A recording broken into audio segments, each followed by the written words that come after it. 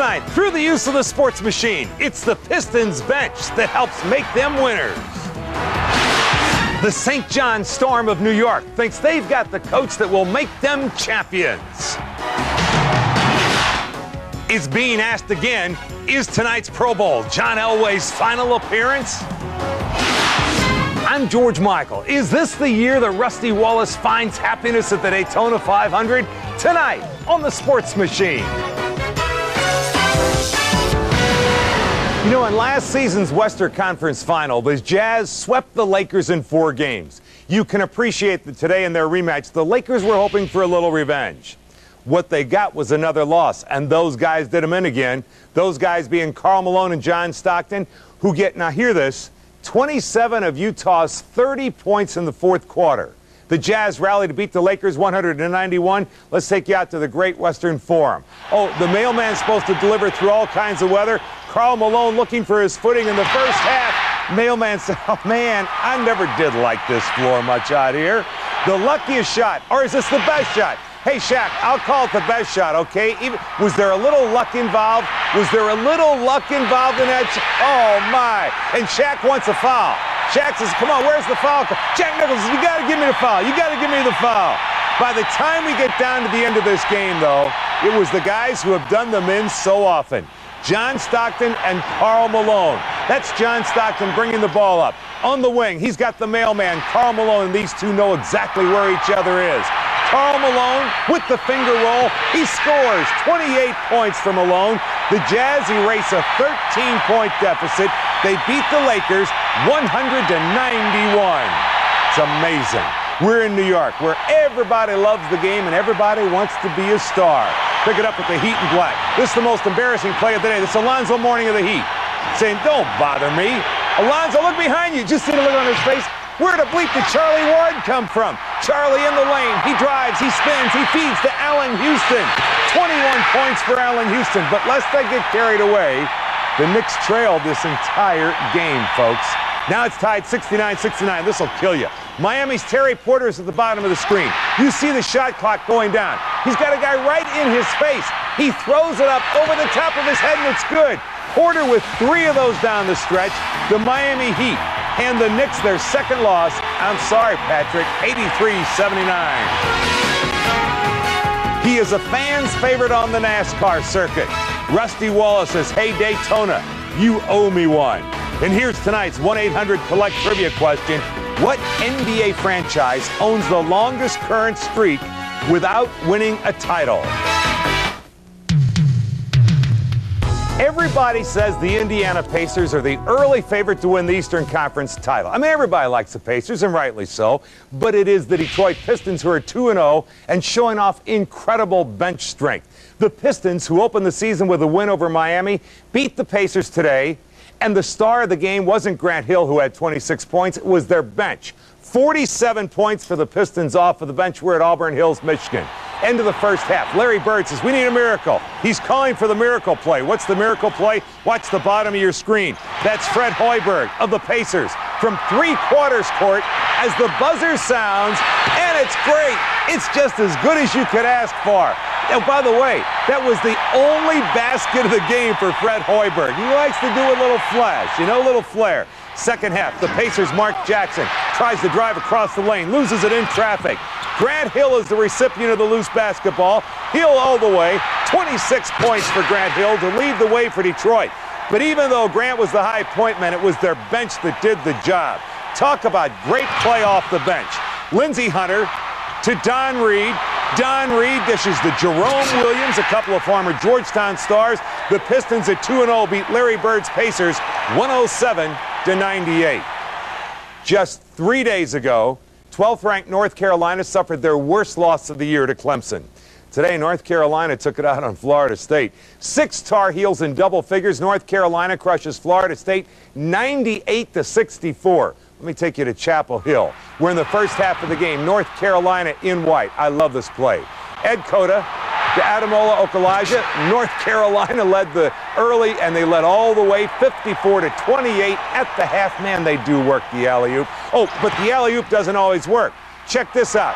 Brad Frederick of UNC trying for the alley-oop pass, gets it too high. and puts it in for a three-point shot. You know when things are good. North Carolina over Florida State 98-64. We're at Pauley Pavilion. UCLA in white versus Oregon State. Off of the miss, everybody handles the ball. Baron Davis to Earl Watson to Dan Gazurek. In for the finish goes Dan. UCLA Steve Levin could really enjoy this one as UCLA Bruins were on a roll.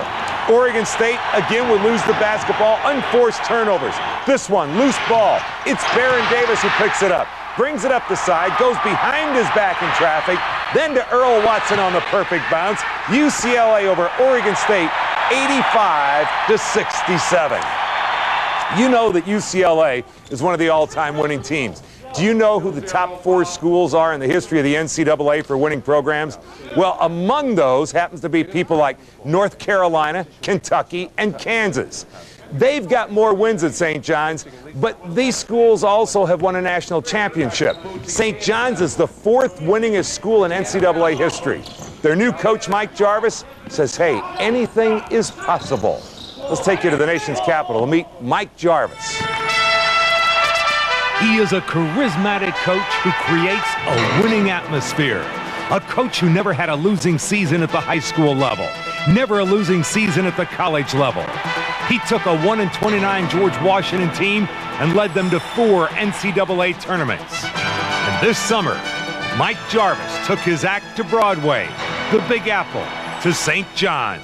Well, I wouldn't go if I didn't think that I could. What I'm going to do is I'm going to take the same basic system and philosophy that I've used in high school, at Boston University, at George Washington University, and I'm now going to try and take it and see if it'll play on Broadway.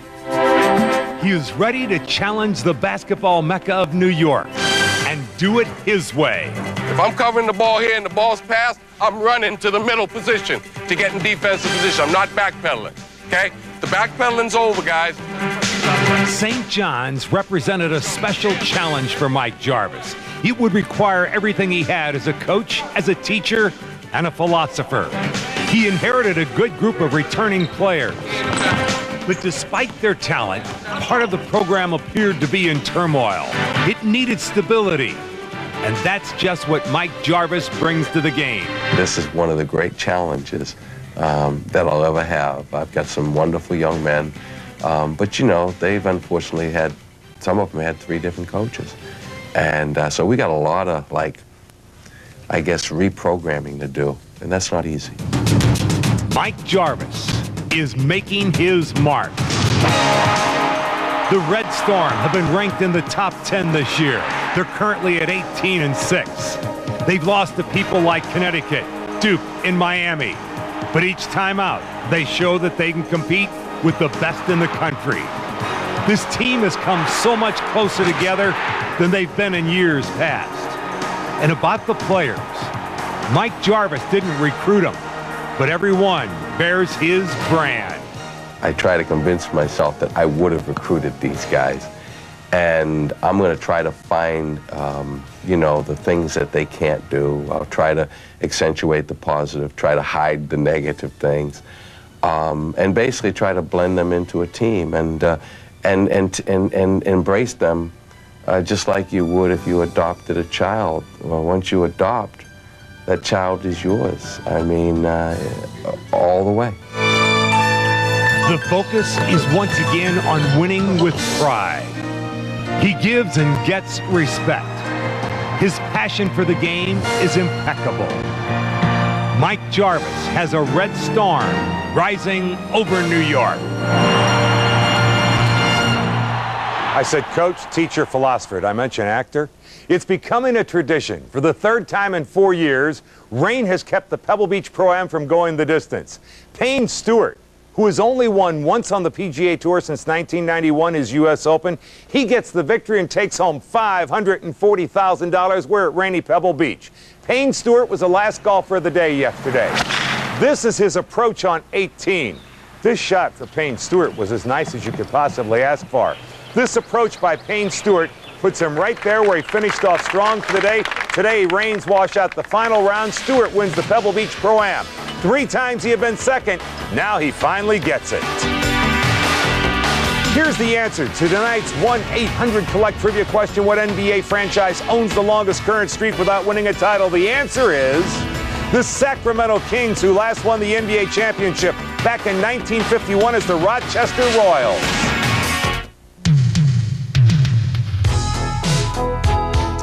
So what's the difference between winning the Pro Bowl and losing the Pro Bowl? The answer is $12,500. That's how much the losers get.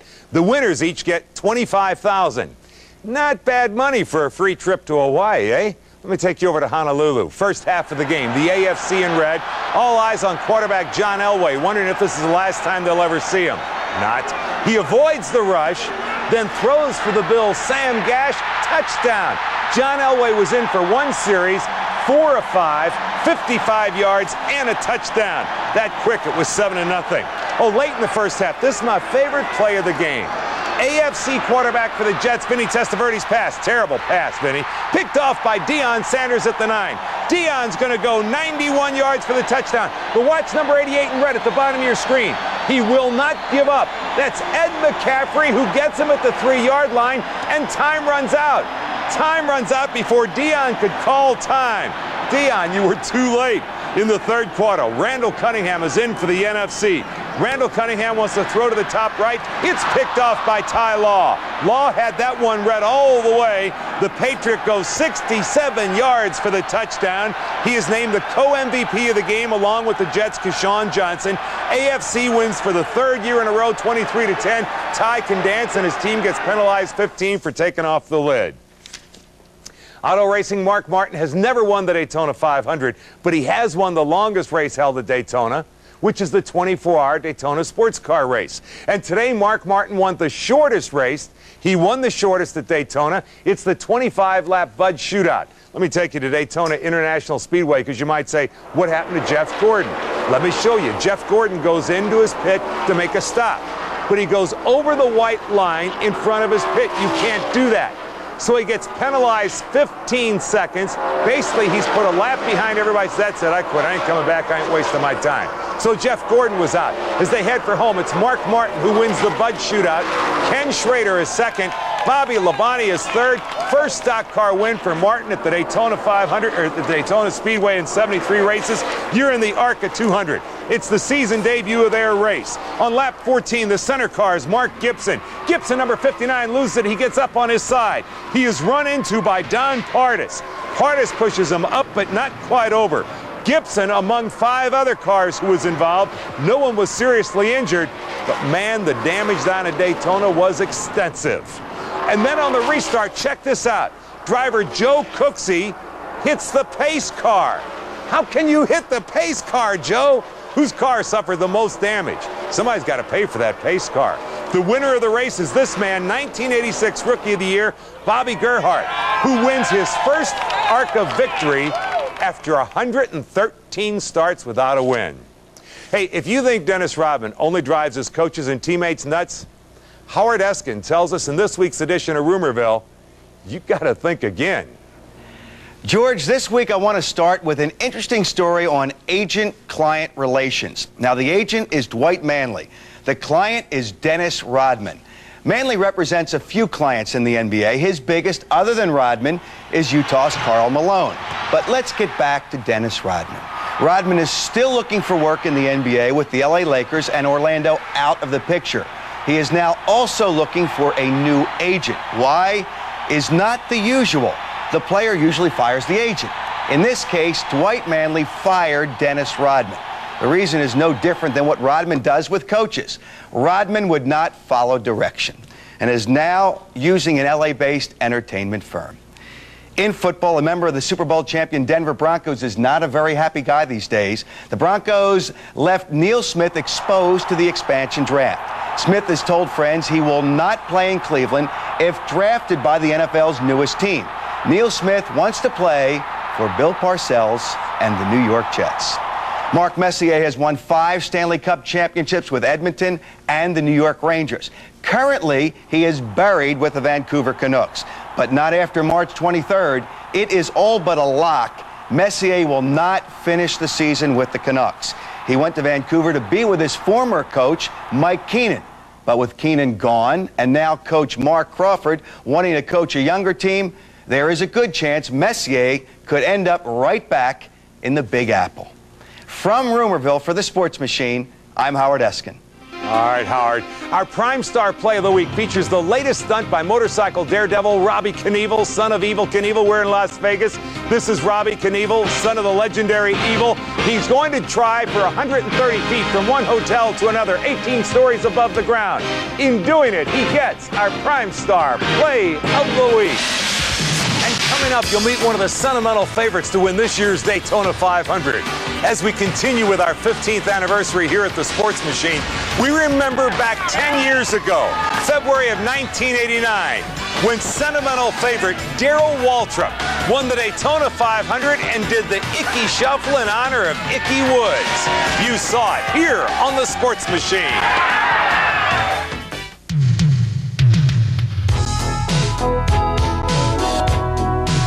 Welcome back to the Sports Machine.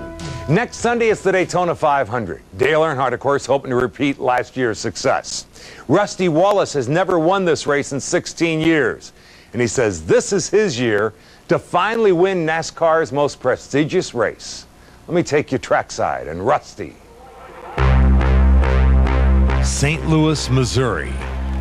Birthplace of legendary NASCAR driver Rusty Wallace. Over the past 19 years, he has won 48 Winston Cup races. He won the 1989 Winston Cup Championship. But he's still trying to fill a void in his career. He can't seem to ever win the Daytona 500. What's gone on here? What's happened? I don't know. It's just been, the 125's been wonderful for me. I've always had seconds and thirds and stuff like that. And the 500, you get in that thing and I'll run good and get in the doggone wreck. Since 1991, Daytona has been disaster for Wallace. This is the 1991 race. It's lap 188. Rusty Wallace is in the lead, but he tangles with Kyle Petty. He ends up crashing into the wall of Daytona. It ends his bid for a 500 victory. Since that incident in 91, the 90s have been cruel.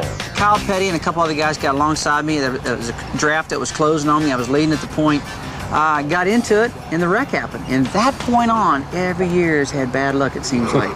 You know, so I just wish it would finally quit, and I believe it will. I mean, you can't give up. You got to keep hitting it because the team is so good everywhere else. The headlines of 93 said Rusty Wallace was injured. In fact, he was more angry than injured. In the 93 Daytona 500, Michael Waltrip and Derek Cope tangle behind Rusty, but they end up hitting Wallace. He is flipped over and over and over. 10 times he turned over. Amazingly, Rusty Wallace was not seriously injured. He won 10 races in 93.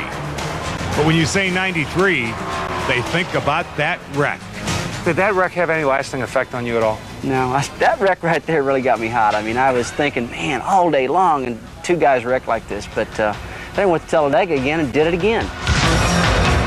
Talladega, however, was even worse. On the final lap, Rusty Wallace is hit from behind by Dale Earnhardt. He goes cartwheeling down the straightaway. Much like the wreck at Daytona, Rusty went airborne. He flipped 9 times. Every driver has to forget a horrendous experience like this. But Rusty Wallace knows it was almost the end of his career. I can remember the car spinning over, and I can remember it, you know, turning over and over in the air, and I watched my hand physically break off the wheel, and I watched my bone break, my hand fall out, and I passed out. Woke up in a helicopter, and I thought, you know, this wasn't funny, this was a big deal. And it was a dangerous thing. I could have been killed right there. I could have been killed twice that year. So it's serious, although the sport's got a lot safer because of the couple of wrecks that I had. Rusty, it's a woodchuck and he's hurt. Rusty, it's up to you. 42-year-old Rusty Wallace. He is one of NASCAR's most popular drivers. Oh, and he's the star of his own Miller Lite TV commercial.